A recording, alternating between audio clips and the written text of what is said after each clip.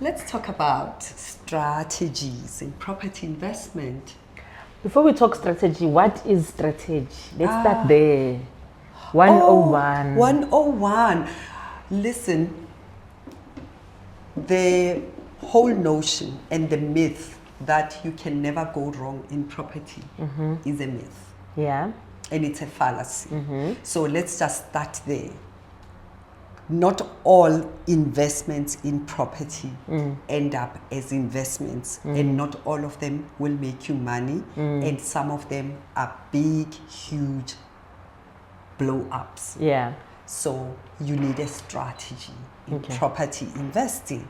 You need to know whether you are investing so that you can have money today and tomorrow and cover your expenses and have extra cash, or you need to know, I'm buying this property because it is going to appreciate and I'm going to sell it at some point. Let's start there. Right. There has to be a strategy when you are investing. Right. So we've heard the word strategy a lot, but I think we need to be clear when we're talking about strategy, what we're talking about, right? Yeah. So strategy, any business that you can think of, even NPOs, even governments have got a strategy, right? So what is a strategy? A strategy is, how are you going to win? How are you going to win? How are you going to succeed, right? There is a lot of things that are working against you, right? So the sooner you can be clear on how am I going to win in this thing that I'm pursuing, the better off you're going to be.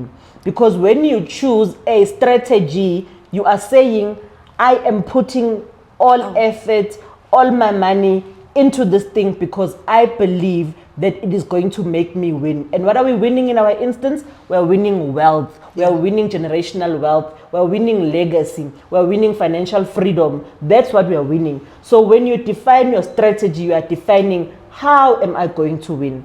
And each and every single investor will have a different strategy.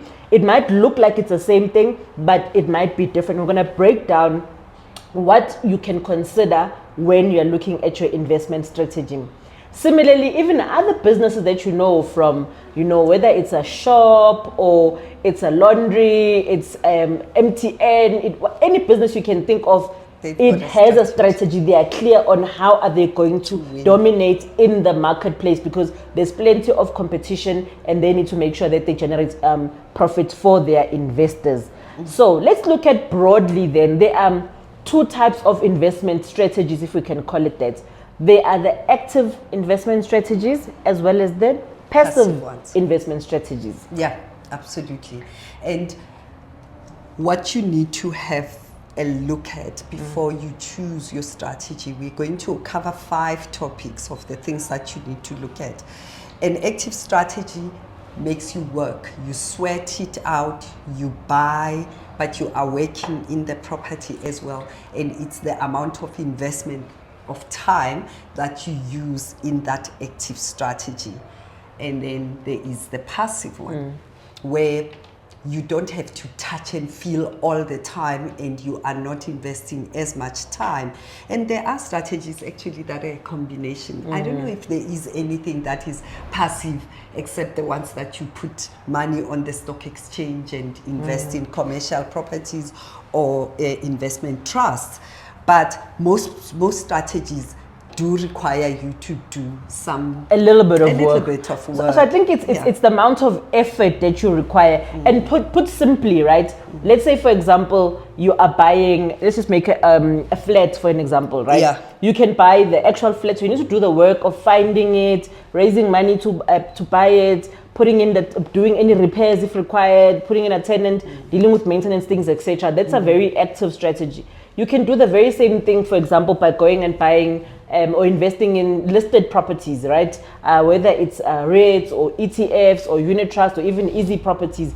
All you're doing really is just deciding where am I going to put my money and then doing that notification. That's as much sweating as you're going to do. Yeah. And then it ends there, right? Maybe then occasionally checking how it's performing, But by and large, these two things don't require the same amount of effort. Yeah. So for our purposes, we are going to be looking at the active strategies, and what criteria or what do you need to take into consideration when choosing the strategy for you. And there are things to consider on how to choose a strategy, and we're going to cover 5 things for you today, just so that we don't muddy the waters too much. There are 5 things to consider. 1, consider capital. Each and every one of the strategies requires a bit of capital, and you have to consider how much you have. You look at your kitty, how much you are able to borrow, how much you qualify for, and that is very important because property does require some capital expenditure, right? So in the capital, you might use 100,000 to deposit, and maybe you need transfer costs, or you could be sitting inside of a property that you may just need to put up a paint or to change the windows, and it depends whether you own that property or you are, and how which property you can access, because you can utilize that property to start your investment journey. And you might find that you don't need hundreds and hundreds of rents for that. Do you want to add anything on the capital one? Yeah, so basically capital is the amount of money you have access to, right? How much money do you have access to? And this could be your own money. It also could be the access to credit, right? That could be what determines your strategy. And I'll make another example. If you're buying a single flat, for example, 9 times out of 10, the banks will give you 100% to acquire that flat. And in some instances, they can even give you 108%, meaning that they can even finance the bond and transfer costs. So if you're just looking to buy flats, that could be a strategy that you go for. If you're then saying, I want to buy a block of flats, the banks are not going to give you 100% or 108% for a block of flats. So that means that you are going to put in your own money. So if you're buying a block of flats, it also means that you need to put in a higher deposit than even if you're just buying a single flat. So that's an important consideration as well, because also, depending on the strategy that you are choosing, if you are saying, I want to invest, I want to buy a flat, and I'm going to put in a normal tenant in it, a normal family that's going to live in it or whatever, and or the other option is I'm going to buy a flat, but I want to rent it as Airbnb. The difference between the two is, with this one you can get the 100% from the bank and then you leave it at that. But for Airbnb, it means you now need to factor in the additional costs for the furniture, the appliance, making it look pretty, all those other things, setting up the Wi-Fi, etc. It's on you as the owner of that Airbnb. So that is an important consideration when you are deciding what to do with the property. If you're doing student accommodation, you need to furnish it according to the Department of Higher Education's norms and standards. They've got specifications you need to meet, which means it's more money, and chances are the banks are not going to give you, in fact, they're not going to give you the money in most cases to pay for those things. So that means that the money needs to be available, right? Absolutely. So it's important to consider the money that you have and the money that you can access via credit when choosing a strategy. Absolutely. So that's, in a nutshell, capital and capital consideration. Let's go to number 2. Sometimes you invest in a strategy according to the expertise and the skill that you have, right? I do not have the skill of seeing through a flip, for instance. What is a flip? I buy an old raggedy house and I'm going to make it pretty, and I can see where I'm going to break a wall here, put a window here, and then put some tiles. Also, I just don't have the time, and I have no patience for dusty places and too much concrete around me. Okay, then don't do a flip. Okay, so sometimes your choice of your strategy is according to your skill, your tolerance of dust and not tolerance of dust. So there are or even specific types of tenants, because there are some people who would just never touch, you know, Airbnb or student accommodation, no matter how much you convince them. You know what I mean? So, and also sometimes you start off with just a basic property. You start with a little standalone house or a little flat, and then you gradually move on to other strategies where at some point, you know, you end up buying shopping centers, office parks, storage facilities, you know, industrial properties. Those all require different skill sets, and you might not have those straight off the bat. So that's an important consideration, because you can't decide you're gonna go buy a warehouse and you don't know what to do with it, you don't know how to operate, you don't know how to find tenants for those warehouses. It's a different skill set, and you need to have it in when you're deciding which investment strategy. Absolutely.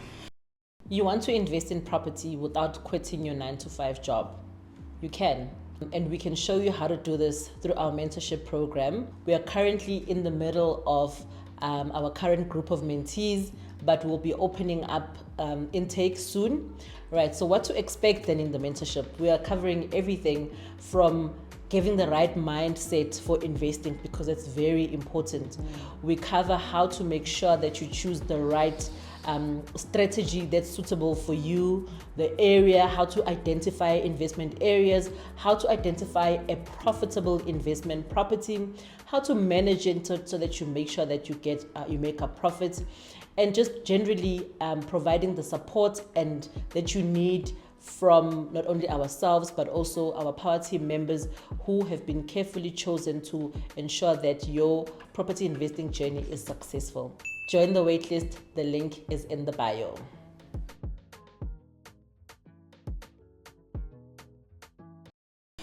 And number 3, location. Location.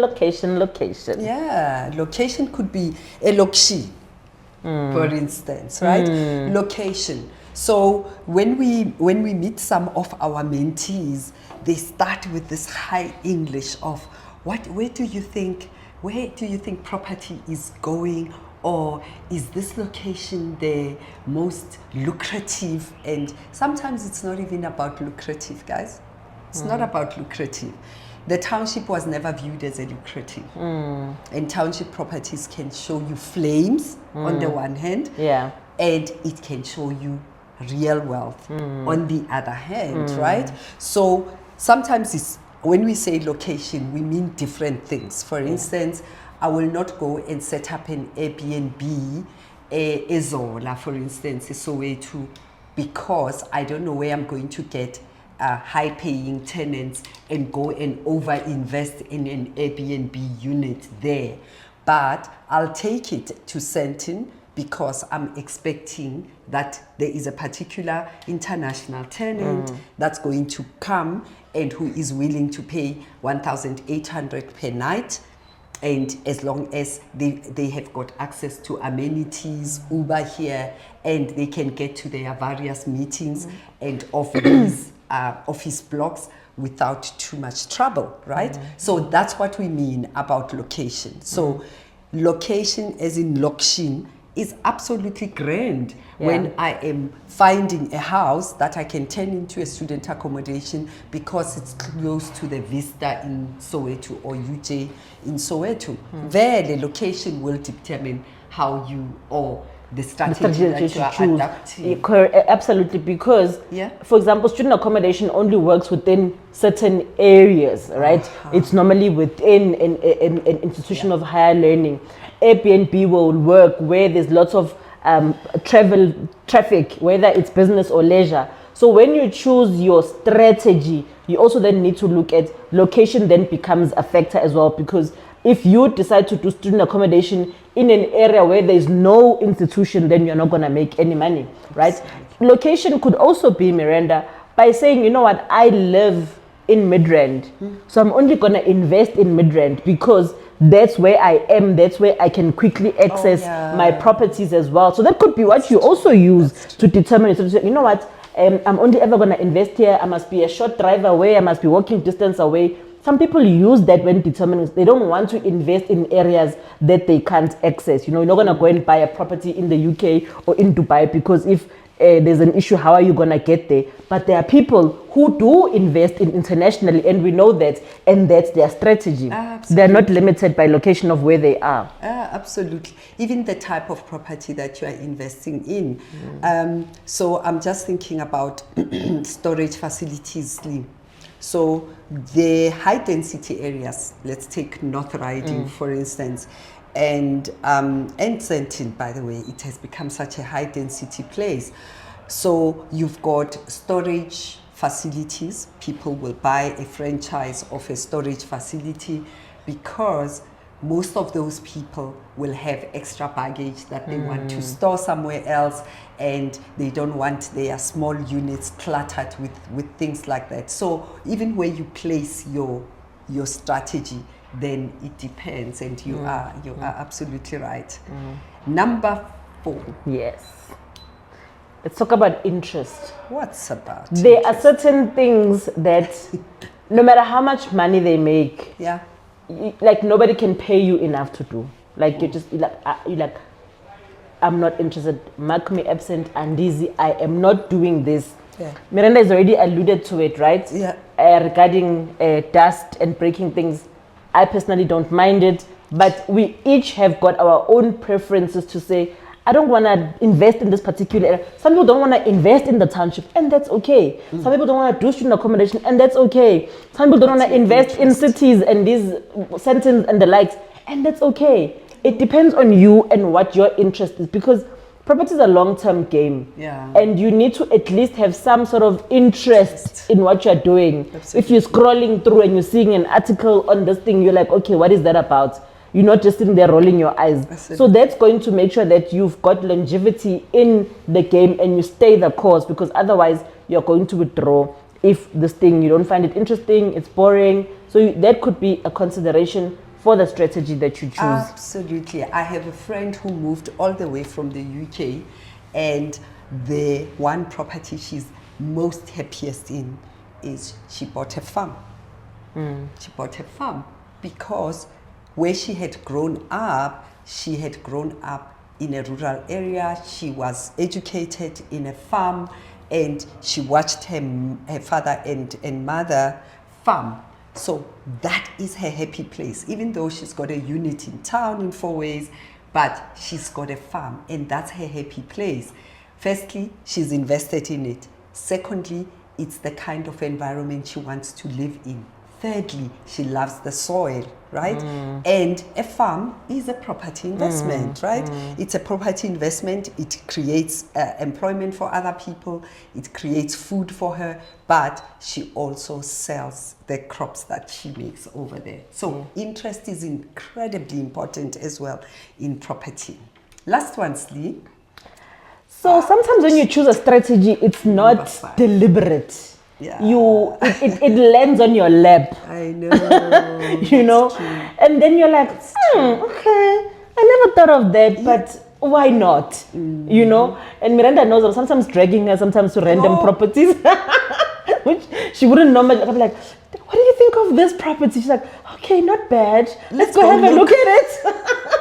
So sometimes it's just about exposure. And maybe, like, I got into student accommodation through exposure. You know, somebody introduced me to it. I got through Airbnb through exposure. You know, my former mentor was big on Airbnb. So sometimes it's just about an opportunity landing on your page, or sometimes you're scrolling and you see a property, like, oh, okay, student accommodation, what's that? Next thing you start scratching and digging, and you're like, oh, I like this. It's not that bad. So sometimes it's just about being exposed to it, or it's about an opportunity being landing on your lap. Or for example, I could say to Miranda, she's made it very clear she doesn't like dust and student accommodation.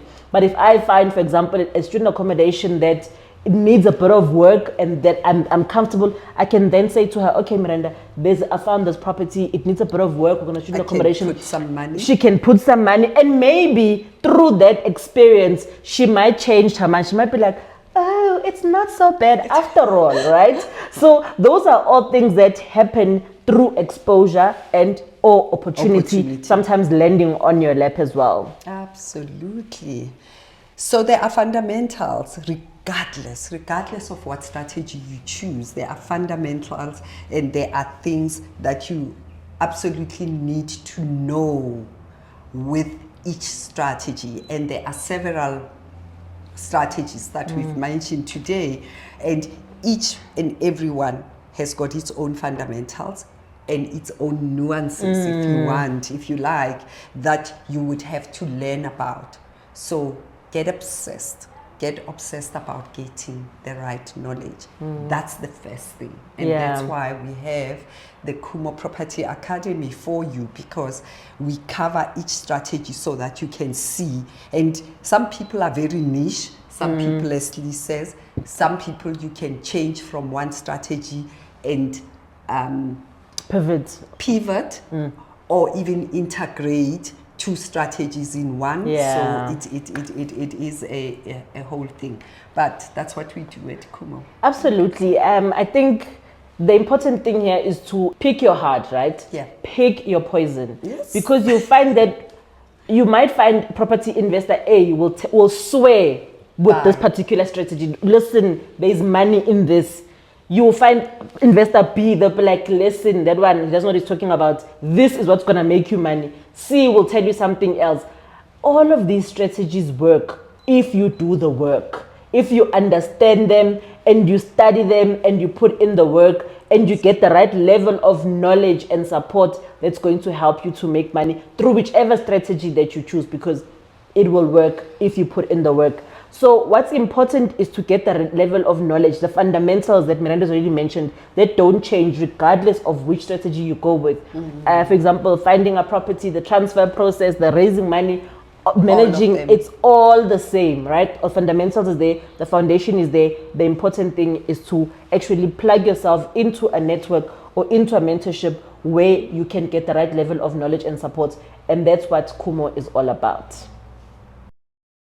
So now that we've had these insightful conversations and we want to be able to bring this to more people, right? So the best way to find out more about, the programs that we run, our workshops, we've got live events that we do, and we also have a mentorship program. Please subscribe to our mailing list. The list will be, the link will be in the description below. And if you want to get more videos like these, we'll be sharing more over the next couple of weeks. Please make sure that you subscribe to our channel and switch on the notification button.